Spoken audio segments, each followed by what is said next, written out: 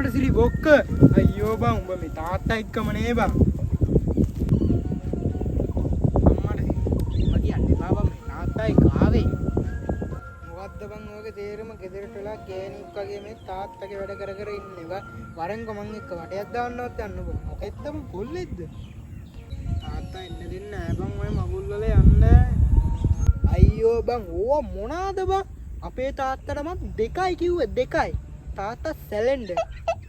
අඩෝ සිරාවටම පොඩ්ඩක් ඉඳන් මා තාල බාන්න තාත්තයි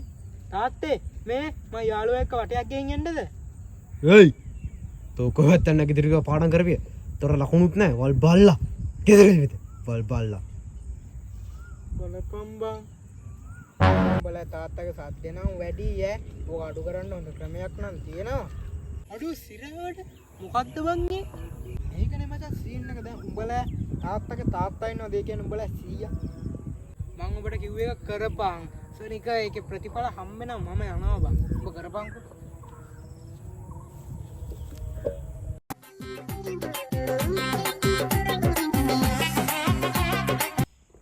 ඈ බං මොකද්ද බං ඔයගේ තේරෙම උදේ නැගිටපු වෙලේ ඉන්න මම ෆෝන් එකේ මොකද්ද බං ඔයගේ තේරෙම ඔක විසි කරලා දාලා ගෙදර දොරේ වැඩක් කරපන්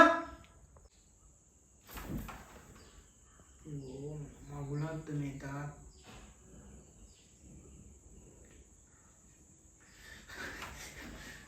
සිරුපාල මොන පුරාට කරදර කරන්න එපා ඵලයා මෙතනින් ඵලයා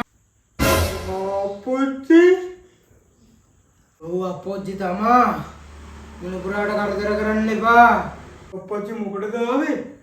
මගේ පරම්පරාව ගෙනියන්න ඉන්න එකම මොන පුරාට උඹ වද දෙනවා මට ඒක පෙවුණා ඒ ලෝකෙට මං ඒකයි මේ ආවේ මං ඒකයි ඇවිල්ලා මගේ මුණුපුරාගේ ඇඟටම වැහුනේ යකෝ අපොච්චි මේක මේ හදා ගන්න ගත්තේ අපොච්චිට මතක නැද්ද මාව හදා ගන්න ගත්තා කොල්ලවනේ හදා ගන්න ගත්තා